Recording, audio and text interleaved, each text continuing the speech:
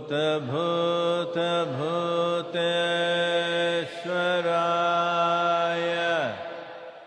काल काल कालेश्वराय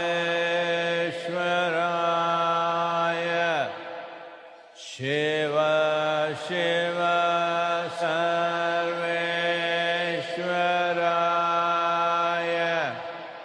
शंभो शंभो महादेवाय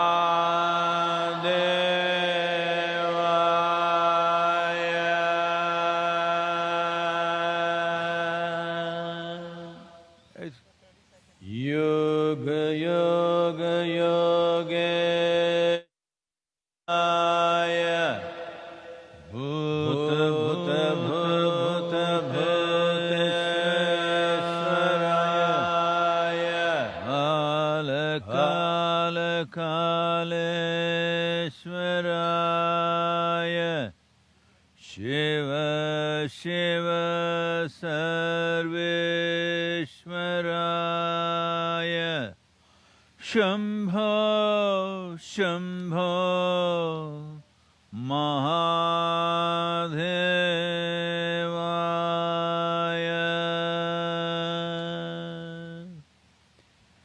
योग योग योगेश्वराय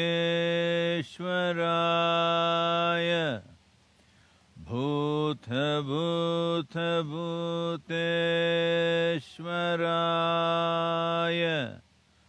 काल काल कालेश्वराय शिव शिव सर्वेश्वराय शंभो शंभो महादेवाय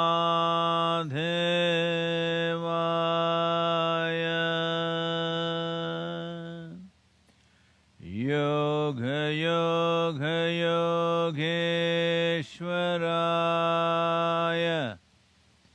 भूत भूत भूतेश्वराय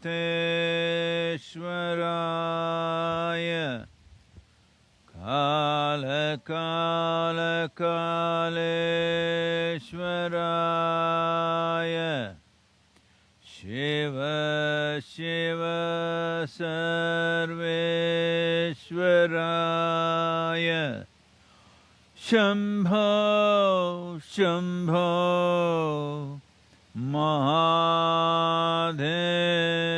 महादेवाय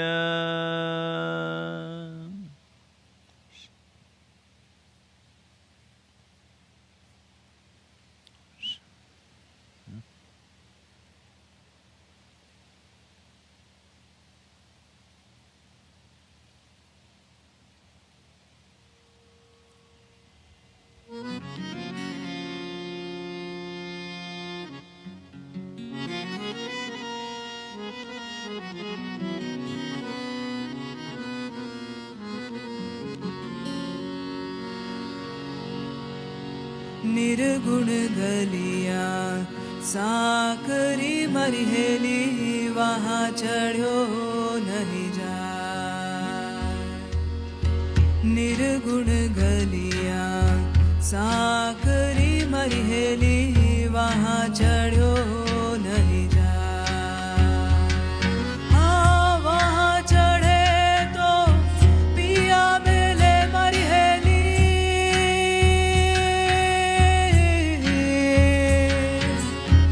वहाँ चढ़े तो पिया बेले मरहेली आवागमन मिट जाए मरहेली। चलो हमारा देश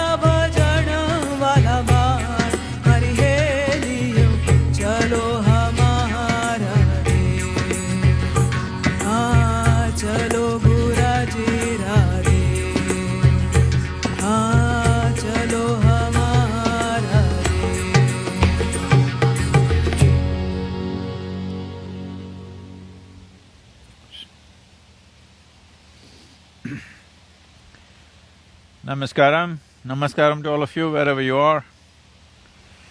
We are here right now at Bear Butte, Black Hills, Dakota State. The hill or the little mountain that you see behind me is Bear Butte.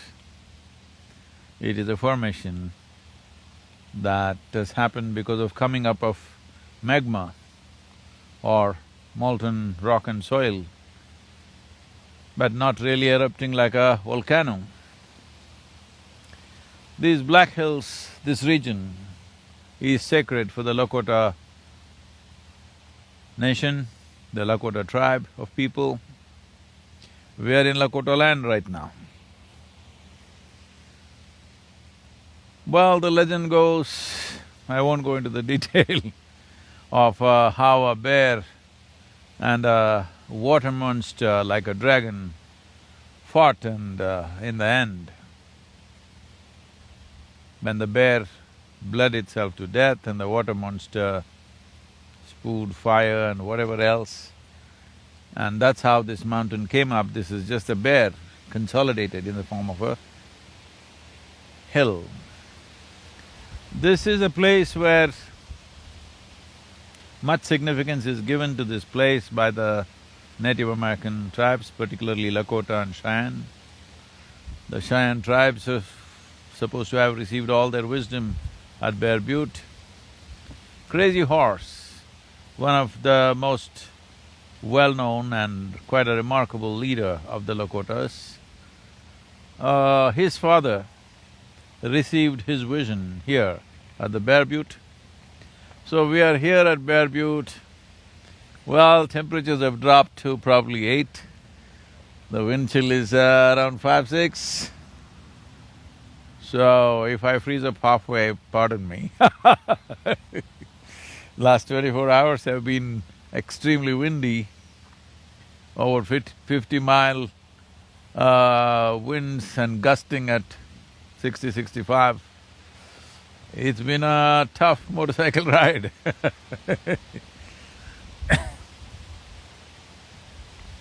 Well, but the virus dances on in the world, taking its toll.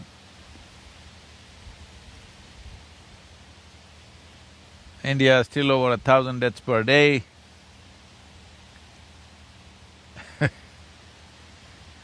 United States, nearly 1,000. Brazil in the same range. The other countries, the fatalities have dropped, but the infections are still raging, and in many countries like UK and certain European countries, the second wave is coming back.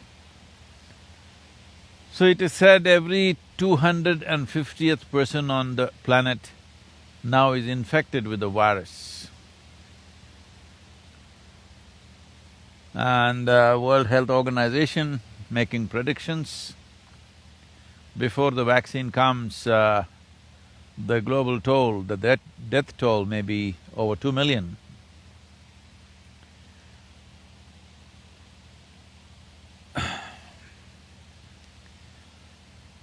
So, the number of infections in the month of September have increased significantly, particularly in India, and most of the cases are coming from 5 states. Nearly 55% is shared by the 5 states which are right now rampantly COVID virus infected. Well, this is a time where most people tend to lower their guard, but this is a time to really shore up personal behaviors, personal distance from people. It's quite simple. You don't be in the way of somebody's breath. If you happen to be close in outside atmospheres, you just have to at least turn away. Simple ways to avoid this, because it's largely through the breath that it is happening, the aerosol in the air. Well, it can still get you, but if it's a concentrated amount of population in a room, but essentially, by simply maintaining a certain amount of personal discipline, we could avoid this, and we owe this to ourselves and to the world and to all the people around us that we are not the spreaders. Please make sure that happens. Having said that,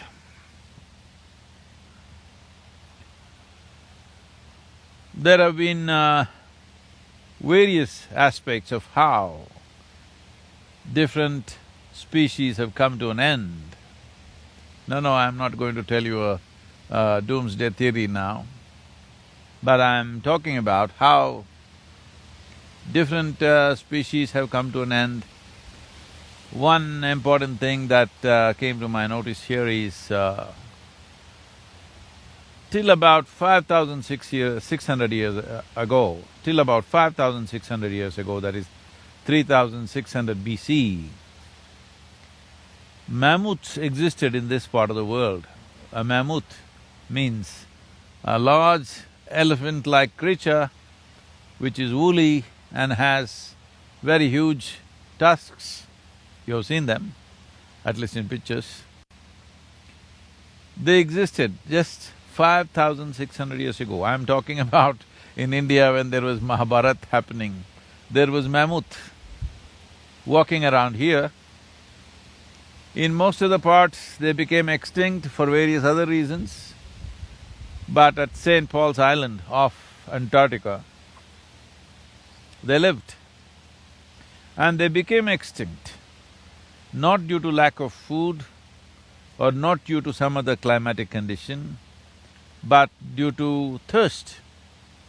Because of rising oceans, the salt ingress or the marine ingress happened into the soil and there was no drinking water.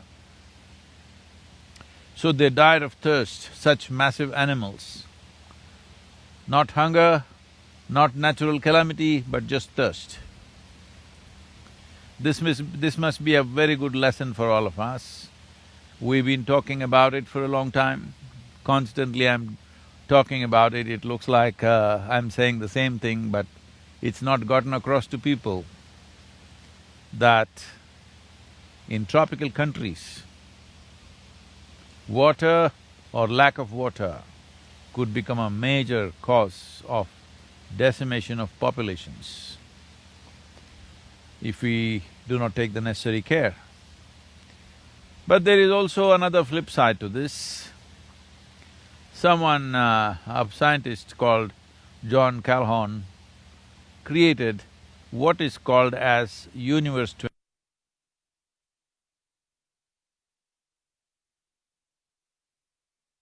25.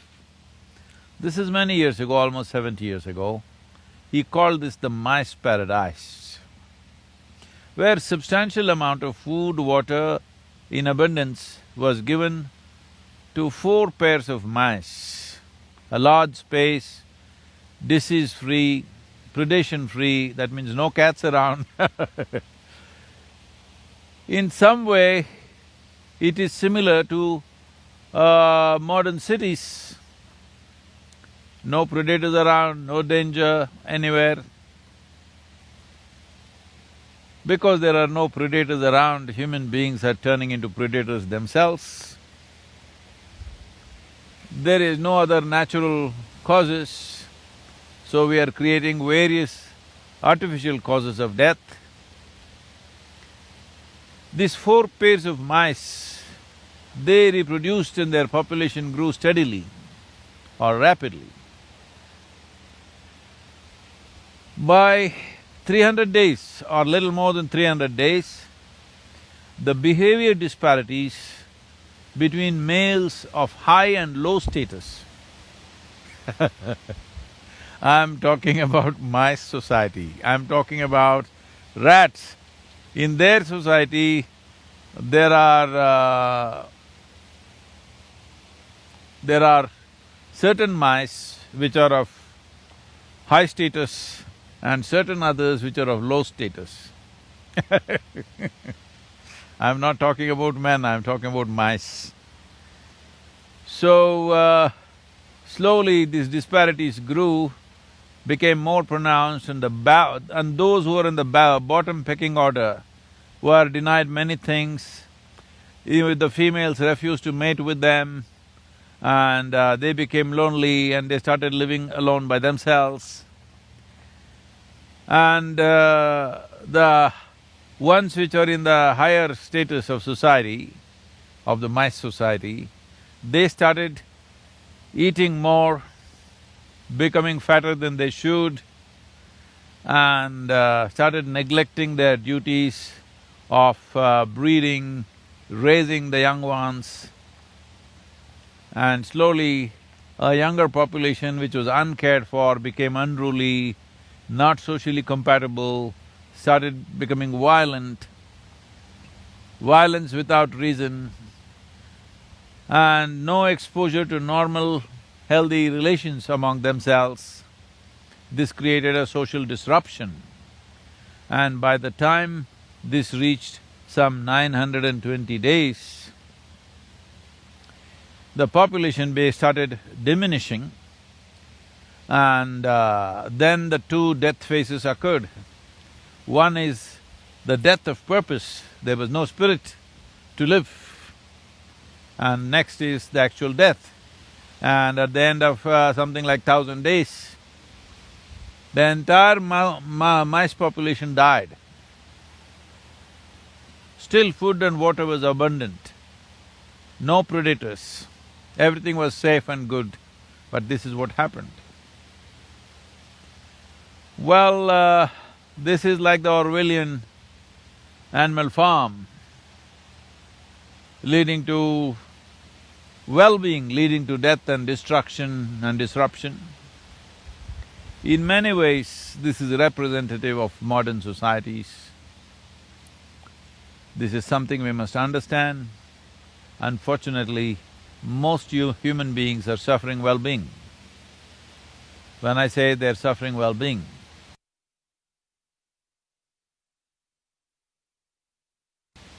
this may sound a little insulting to many of you who are living in big cities and you think you're suffering immensely because your subway came 1 minute late, or your taxi comes 3 minutes late, or your internet connection is taking more than 20 seconds. Great sufferings,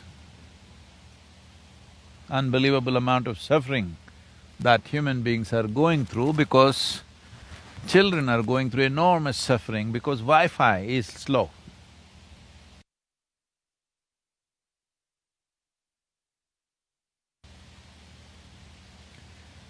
These are signs of self-destructive mode. Now, this virus has come dancing among us. This is also an indication of how we are living. We think we have a right to exploit every other life. Just not eating for sustenance and nourishment. Well, you have a right to enjoy what you eat, but to the absurd levels we are taking this food, I can't believe that among the young people, cooking shows and food shows are the most popular shows right now. They will never cook in their life, and if they cook, nobody can ever eat, I'm sure. But they are super popular because the fetish of enjoying or taking pleasure from our sustenance is getting to a kind of an unhealthy level.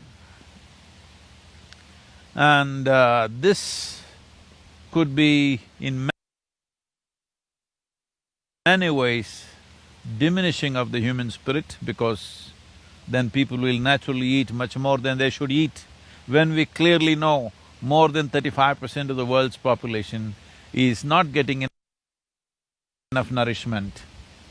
This is amazing right now, the statistics show that over 35% of human population is malnourished. and over 35% of human population is obese. This is a classic case of showing where human beings are, where is our consciousness, what has happened to us. Well, this is the first time in the history of humanity that there is food everywhere, even where it should not be. There is food everywhere, no predators, no dangers. Largely we have controlled natural calamities and things and created homes and dwellings where we are not affected by weather. Even in the US ashram, where it's a absolutely spectacular nature around us, we have to talk a lot to convince people that you should not have air conditioners in your home, you must keep the windows open, you must enjoy the nature, you must feel the cold, you must feel the heat. Because a whole lot of people, unfortunately, are growing up like lab rats, exactly in controlled temperatures. In their car, in their home, in their office, it's all controlled temperature all the time. So, this lack of exposure to nature, this lack of wanting to experience life as it is rather than creating artificial situations all the time which are free of every aspect of what is called as life. As I said here, winds are gusty right now and cold.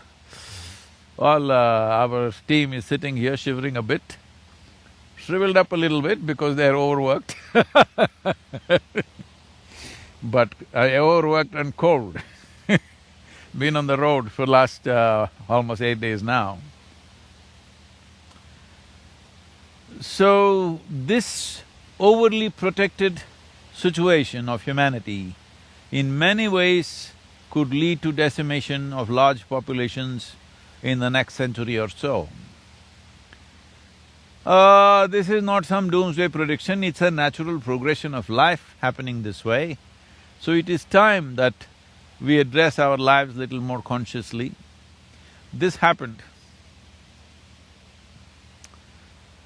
As I said, this is for the very first time that you can go to a store and buy everything you need for the next month or maybe 6 months, store it up in your house, not step out of your house for 6 months and just live there. There is water, there is electricity, there is everything that you need, there is food and everything that you need. You don't have to step out, you don't have to see a sunrise or a sunset or the open sky. This is the first time. So this happened.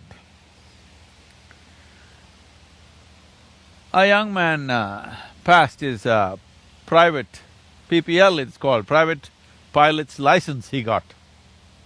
New pilot, I mean.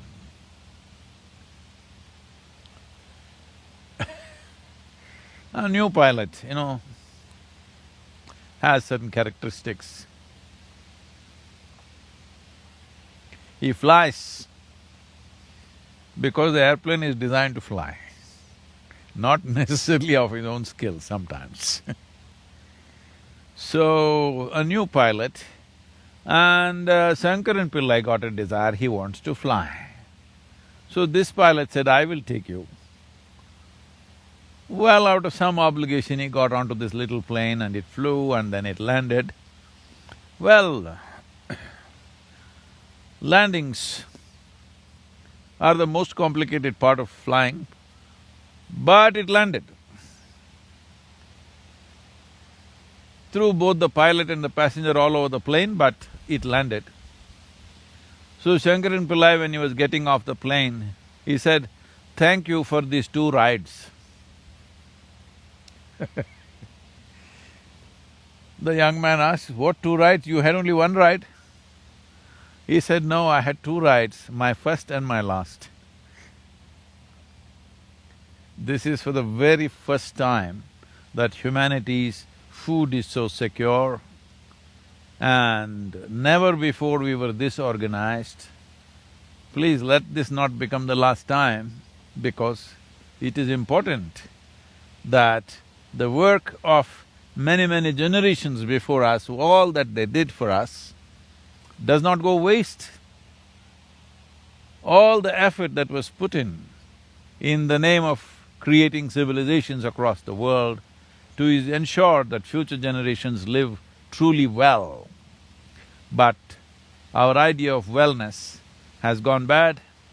Being here in this Native American land, in this Lakota country right now, it is very, very eye-opening to see how they were fond of Mother Earth, how they structured their life around that, and how they lived in tune with nature, with absolute passion for everything around them and a certain sense of dispassion about their own life, about their own death. So, I think there is a lot that modern societies need to pick up from ancient societies, because there was a certain cohesiveness with life around them. Without that cohesiveness, everything seems to be a problem. Well, this is happening today in a big way. Well, world bodies are going about predicting mental disorder pandemic, suicide pandemic. Just yesterday, a very well-known Japanese actress who was doing well, she just had I think she had a baby just about a year ago, with a reasonably happy marriage and a very successful career, she kills herself. You're hearing this all over. Only when somebody well-known dies, you hear it, but it's happening at a pace that it should not happen. Too many people are taking their own lives. Or too many people have lost sense of purpose. Too many people do not know why they should wake up in the morning. Too many people do not know why they should catch the first sun rays before it hits the blade of grass or a drop of dew on the land. Too many people have forgotten why they should catch the moonbeams before the parijata flowers catch it. They've just forgotten this. It's very, very important. All of you, you must make this effort. You must catch the sun rays before the lowly grass catches it. It's for you. You must catch the moonbeams before the flowers catch it. Then you will see your life will have a spirit and a fragrance that is… there is no substitute for it, so there is no word for it, what it is. Is there a word to describe what life is? There is no word for it, because it is the most magnificent and the greatest phenomena happening in the entire creation. This is what it is about. The whole process, the spiritual process means just this, that your life, a full-fledged life. So, we are here in the Lakota land, and our team here has been making some effort to pick up something Lakota. So because they could not pick up more complex chants and songs, they picked up a lullaby, not to put you to sleep, but to wake you up to this possibility that you are a full-fledged life, not become a lab rat which is working towards its own destruction. Here is a Lakota lullaby for you, sung by our teams here who are traveling with me. Yes.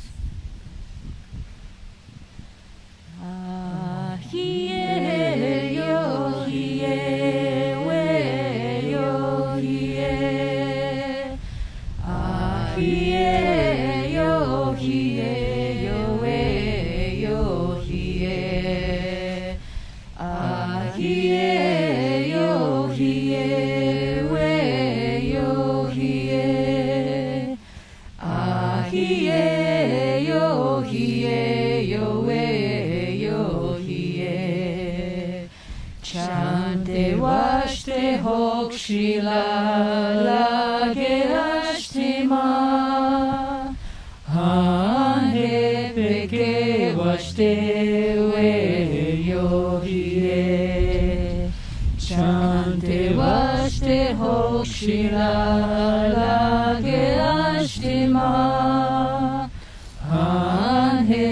peke washte we yogi Yahweh Howe Ahiye yogi we yogi Ahiye yogi yowe yogi Ahiye yogi we yogi Ahiye yogi yowe yogi Chante vashte hokshila lage ashtima Hane peke vashte we yogi Chante vashte hokshila lage ashtima Hane peke vashte we yogi we yogi we yogi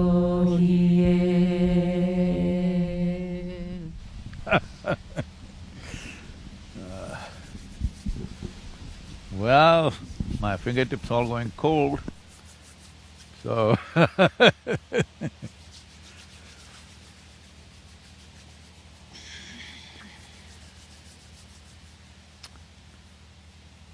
please, are there any questions, please? Experts say that human intuitions are essentially biochemical responses of our body. It is like an inherent and inbuilt biochemical algorithm. If that is so, then artificial intelligence can be powered to recreate human emotions. Are human intuitions truly biochemical algorithms, or are they something more profound? Ved Shinde, a final year student at Hisha Homeschool. Whoa, whoa, whoa.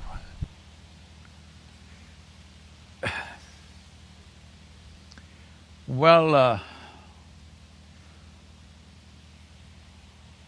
does human intelligence have something to do with biochemical activity that's happening in our system? Absolutely.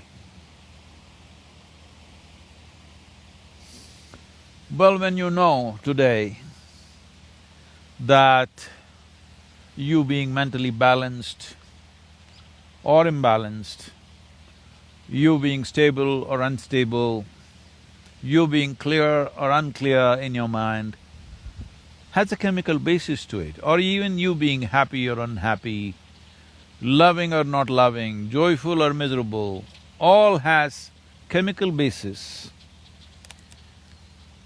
One way to understand this is, it is all a question of intelligence. Right now, as you sit here or wherever you sit, whether you make this experience of sitting here beautiful or ugly is a matter of intelligence, and it is also a matter of chemistry. They are not different. I've been saying this for some time, and there are a whole lot of textbook scientists who are thinking this is all madness. But now it's good that a schoolboy is asking this question. I'm glad he's out of the textbook. I've been saying, people ask me, Sadhguru, how is it you do so many things, variety of activity? I don't want to list them, it's for you to list them. If you list all of them, I'm doing more than that within myself. How do you do all this without freaking out, without losing your mind? So many times I said, I think through my whole body. You think with just this… How much is your brain? 2 pounds, huh? 1 pounder. I don't know whether you have a 1 pounder or a 2 pounder. Whatever it is, you think through 1 or 2 pounds. I think through 74 kilograms. So, it is happening through the entire body. Every cell in the body has the capacity. It is not about thinking. It is completely wrong to understand intelligence as thought. Thought is just one small expression of intelligence. This is a folly that modern societies have made because the modern education system has made people believe that thought is the only form of intelligence. If thought is the only form of intelligence, you will naturally understand that accumulation of data, analyzing data and projecting this data according to your analysis is intelligence. Well, this is a process that any machine can do. This you're beginning to understand now, that even the most complex thought that you think is phenomenal, today your computer can do it without effort. Well, to start with, most children in school will find one subject, generally at least, not everybody, but generally most children growing up will find mathematics as the most difficult subject of all the subjects they're doing. But today, do you see a simple calculator can do more mathematics than your teacher can do? Your computer can do much more mathematics than any mathematician can do. So, obviously, what you thought is a very difficult intellectual process is being processed by a machine far more easily than you can imagine. Now, people argue, but mathematics is one thing, literature is a different thing, music is a different thing. It is not. It is just that mathematics is simply cold numbers, so it looks like it is not a very human subject. Lot of children thought when they're in school, even I thought, that algebra was not really a human thing, it must be an alien thing. So, I think most school children believe mathematics is not for human consumption. That's why the machines are doing it well. Well, I'm telling you, whether it's literature or music, which are considered more, outpouring of human heart, even this can be done by a machine. Well, we've still not built machines good enough to do that maybe, but you see a whole lot of music is becoming electronic. Musicians are just lip-syncing and letting the machines do the music, and everybody is consuming it. Well, for a very aesthetically trained ear, machine music right now may not be very palatable because still machines have not evolved to that place. But you will see in the next 25, 50 years' time, maybe, I don't know how long, but it will inevitably happen, you can't make out. Or probably it will be more perfect. Then you will see people will start looking for flaws as their source of enjoyment. Right now, see, there used to be hand-woven cloth like this, but then the machine-made cloth came. Without a single flaw, everything is same, 10,000 meters, not a single flaw. But now, once again, people are looking for flaws. They enjoy the flaw because I have a unique flaw on my cloth. So that's where we will go once again, looking for flaws, because it's very human to make mistakes. Oh, I have too many humans around me.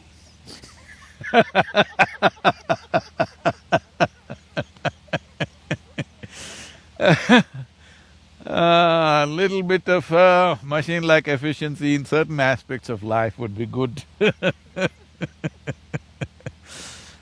So, this about intuition. First thing to understand about intuition is not a different level of intelligence. Intuition is just simply a different level of computing. That is, let us say, let me make it very simplistic for you. just for the sake of understanding. Right now,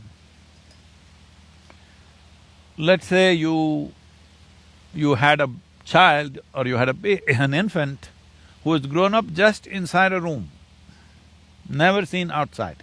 Suddenly you bring him out and show him this tree. You know what he's doing? He's gathering data, color, form, the way it moves, the way it is. He's just taking up data through his sense organs. Let him watch this tree for a few minutes.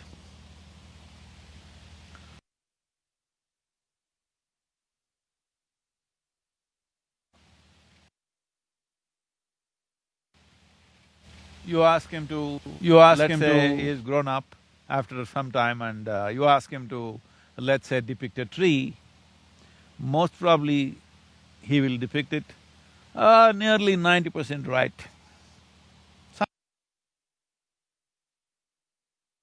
Some small things he might have missed, as most people miss small things.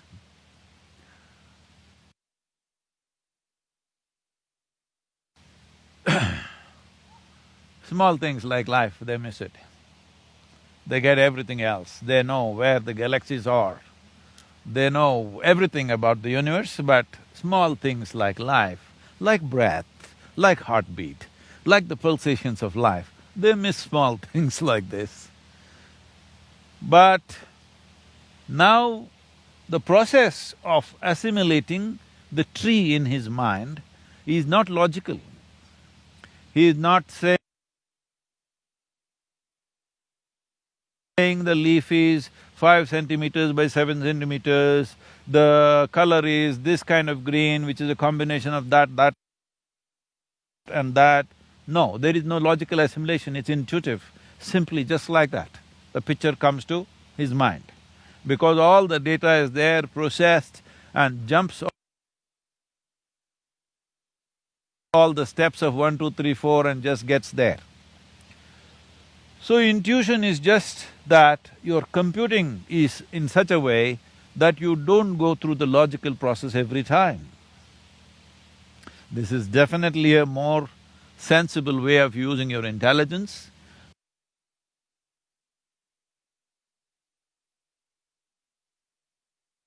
Because if every time you have to go through a logical process all the time, you will naturally freak with small aspects of life. Why do you think people are feeling more and more stressed by the day? One important thing is you must understand, do educated people feel more stressed or uneducated people more stressed? Unfortunately, there'll be no uneducated people left anymore. I'll be the only one probably after some time I don't know, once I'm gone, maybe this is the end of uneducated people. Because everybody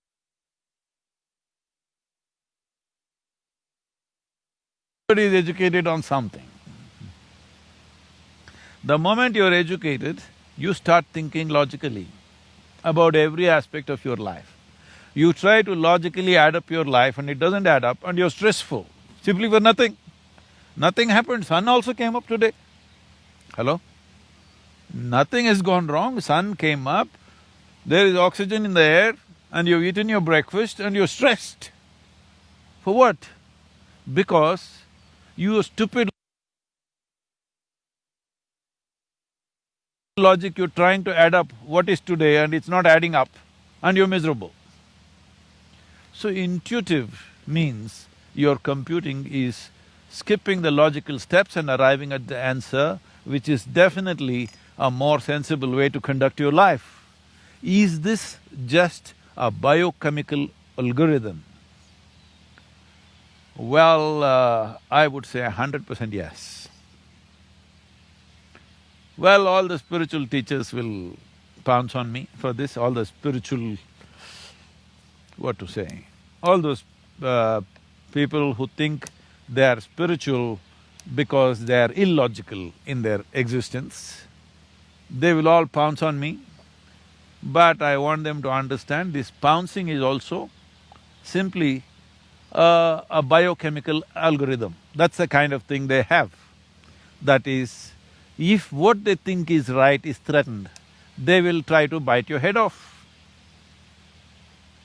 Well, how many heads have gone simply because you disagreed with their philosophy? They said God is here, you said here, and you're dead. Because their biochemical algorithm is designed like that. So, when we say biochemical algorithm, it is in a constant flux, you can set it the way you want.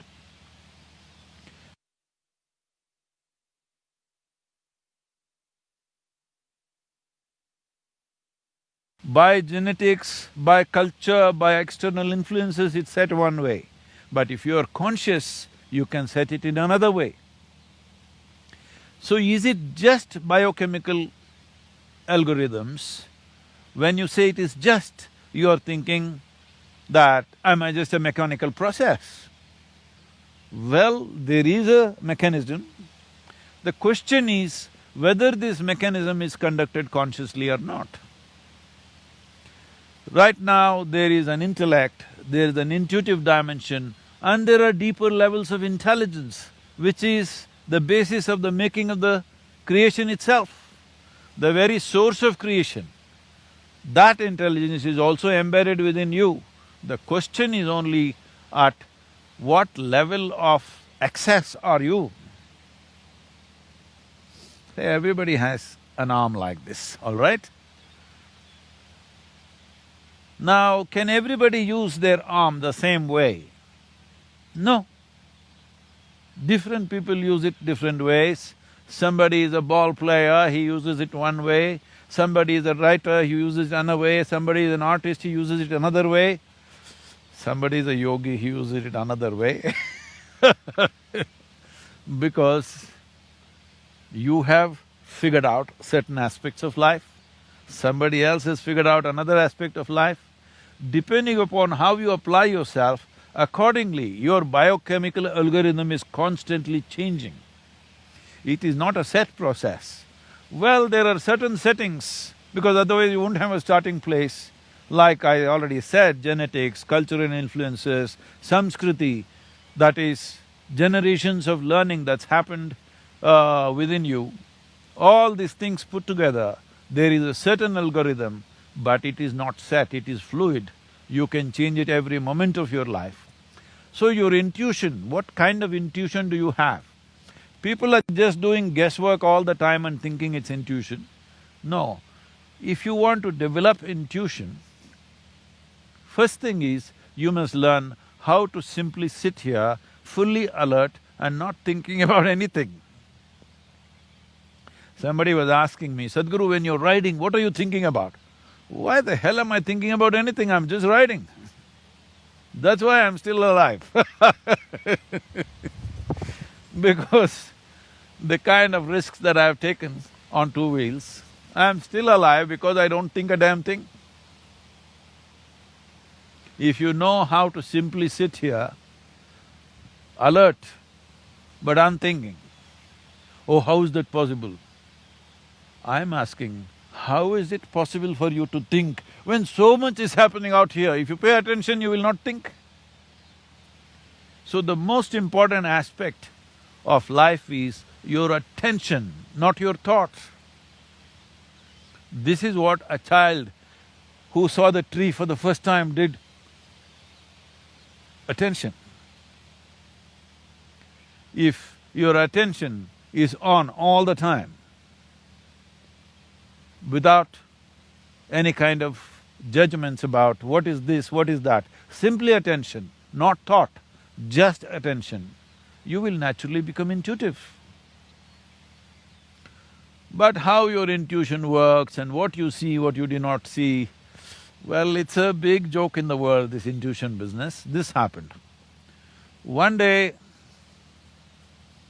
Shankaran Pillai was driving a tractor with a massive amount of hay in the trailer. You know, you've seen these tractors in India with hay loaded 3-4 times, like it's almost like a 3-story building. He was driving this and he was a young man at that time. And because he did not handle it right, it just overturned. All the hay fell there and the tractor turned turtle. And then there was another farm in front of which this happened. That farmer came and picked up Shankar and Pillai, helped him out of the mess, and he said, come home. He said, no, my father may not like it, I won't come, I need to go. He said, no, I will help you, I'll bring some men and help you to turn the tractor back, we can go, you come. And you took him inside and he said, please have lunch. He said, no, if I sit here and have lunch, my father may not like it. He said, it doesn't matter, young man, don't be upset, you have lunch, you had a bad accident. So he had lunch. Then they talked for some time and he said, I need to go. My father may not like it that it's getting so late. He said, no, you have tea and go. No, I won't have tea, my father may not like it. He said, it doesn't matter, your father will be okay, don't worry, you have tea. So he had tea and then he said, I must go, my father will not like it. By the way, where is your father? So Shankar and Pillai said, he's under the hay.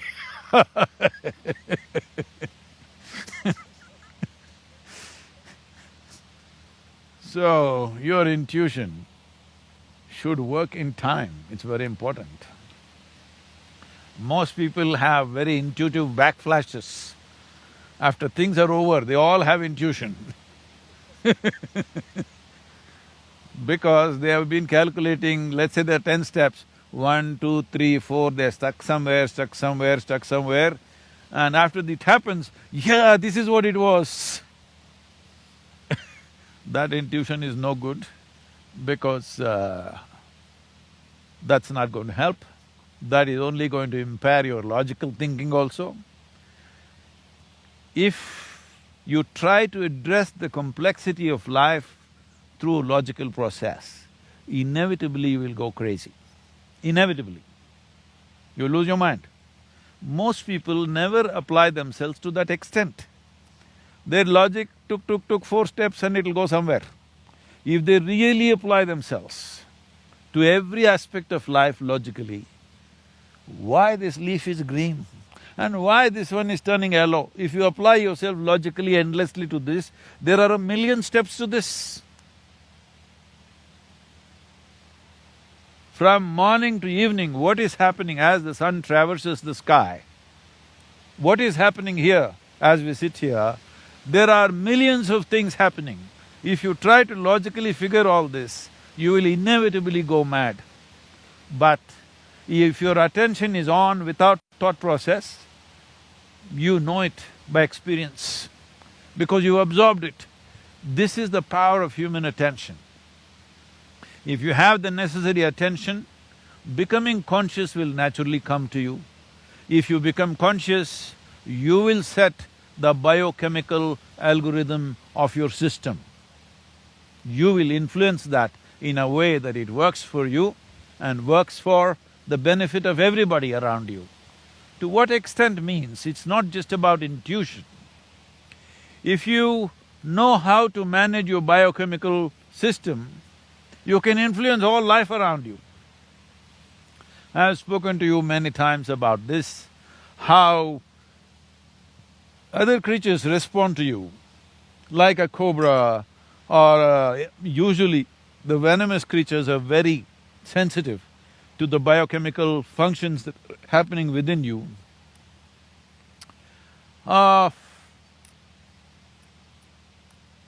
The fundamental life process that's happening within us, the way it is managed, this itself they're able to figure out simply because of their attention. Because their survival is always in question, they are at a certain level of attention. This is one thing that's happened that we were talking about the lab rats and the experiment. Because survival is not in question, survival is kind of guaranteed for modern societies, because of that, our attention levels have come down and our thought process has gone up like crazy. What we need is attention.